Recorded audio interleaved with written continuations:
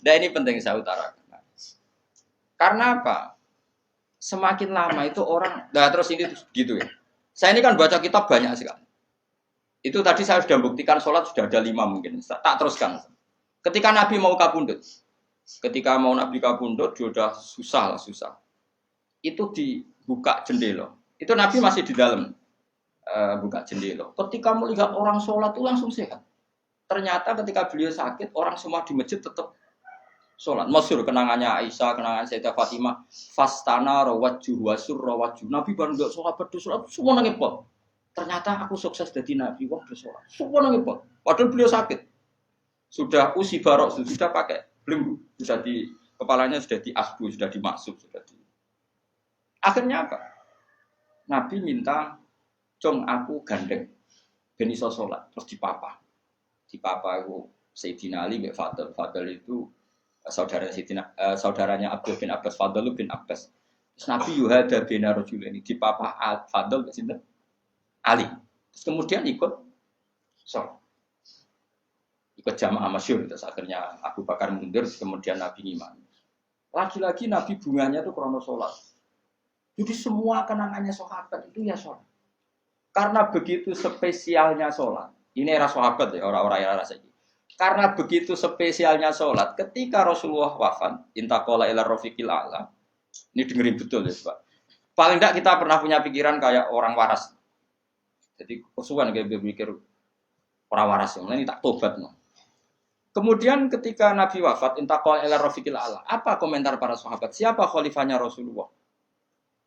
Ya orang yang disuruh Nabi sholat. Kata alasan mereka, jabatan negara itu sepele. Wong sholat sepenting itu saja. Abu Bakar sing kon dadi imam. Saya ulang lagi cara berpikir sahabat.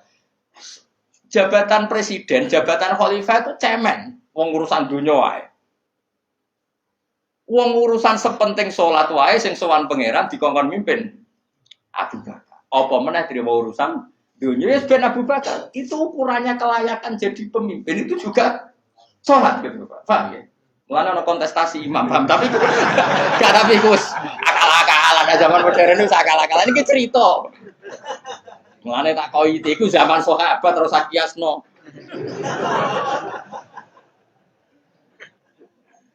Tapi sampean pernah dengar toh ketika sahabat milih Abu Bakar alasannya apa? Karena Abu Bakar ditunjuk ngimami sholat. Terus pikiran mereka sholat sepenting itu saja oleh Rasulullah diridakno dipimpin Abu Bakar. Dia sudah khalifah Abu Bakar. Kayak apa urgensinya sholat sampai semuanya rujukan. Terus Nabi juga ngendikan, "Somben jong kowe nek ning mahsyar iku amaliyane ora pati dihisab. Pertama dihisab iku sholat, terus sholat Allah liyane gampang. Lagi-lagi sholat yang dipuji. Tapi sekarang orang Islam modern ini koyo LSM. Jadi pikirannya itu gimana supaya orang kaum marginal itu sing ndi ora ora. Supaya ke tengah. Berarti koyo pemain bal, itu rumus-rumus saya kok pemain bal. Orang yang termarginalkan supaya di tengah. Orang-orang miskin itu bisa dibasmi. Oleh basmi piye malaikat Mikail ora kepen rezekine ngentekno. Jadi wis gak pikir sampai wong melarat ora salat luwih dibela timbang wong mapan salat. Mergo wong mapan salat jenenge berjuwis. Nek wong ora salat tapi melarat iku kaum pinggiran. LSM seringane bela kaum pinggiran. Padahal iso wae Allah ngukum wong ora salat rezekine angel. Sing sering salat diparingi barokah uripe rezekine jembar. Tapi sebagian wong-wong LSM ya ora kabeh tapi kakean sing ngene iki, paham ya? Sing salat mapan nggo mobil dianggap berjuwis, anti sosial. Sing ra salat terus Allah ngukum melarat, tetep dibela-bela mergo napa marji. Ngene kejugeman melok ngono niku iku wong Islam. Kejugeman iso wae dekne melarat mergo uripe boros. Di dhuwit sithik dienggo narkoba, di dhuwit sithik nggo bokeng wong wedok, terus melarat. Bareng melarat, berhubung melarat tetep mbok bela mati-matian. Tapi tak kok pangeran itu piye? Iku tak hukum malah mbok bela gitu piye. Lah saiki akeh ora percaya tak kok aku. Sopo wae wong paling melarat ning donya terus tak kok ya asal usule. Kira-kira mergo Allah sing dolim apa masalah ngene. Wong merantau sing ning dalan-dalan ku rata-rata ya ana mutunge. Melarat ning desa isin Tukaran mbek Pak D Pali terus mutung anti silatur rohim minggat sementing rawuh dulur. Lho padahal ngendikane Kanjeng Nabi paling cepet dadekno sumpeke rezeki adalah qatur rohim. Wong lungane wae niate ngadui dulur. Iku jenenge apa qatur terus dihukum mbek pangeran merantau Kang Ela. Tapi saya tidak nuduh semua orang seperti itu. Tapi aku yakin nggak mungkin seperti ini tanpa sebab.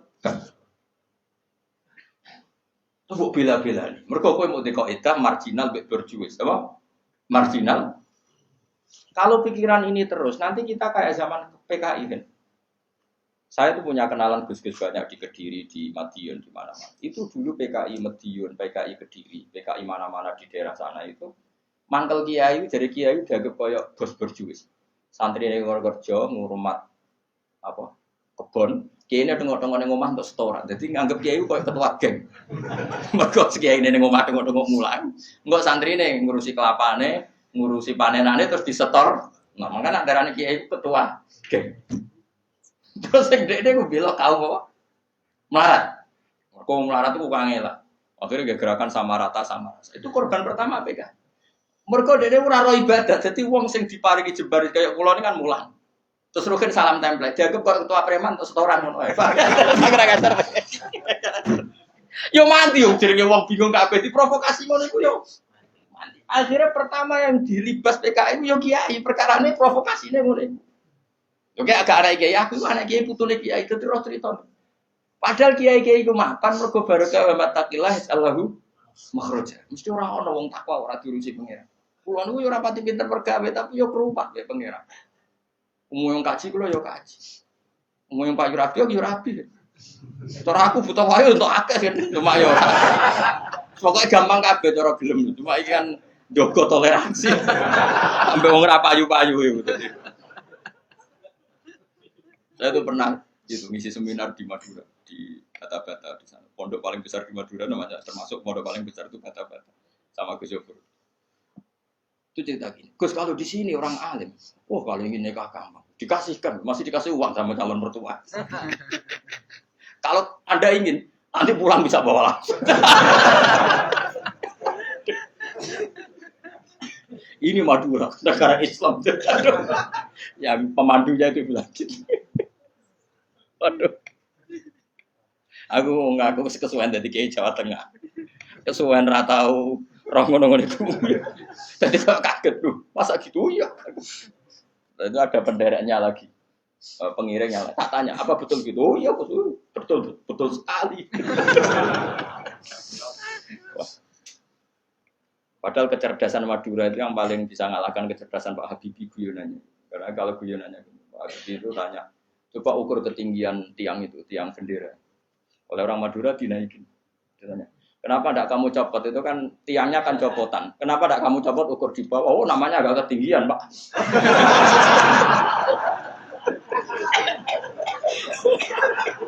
Makanya guyonannya, ya itu guyonan. Habibie itu belum pernah debat kalah kecuali ngadu orang.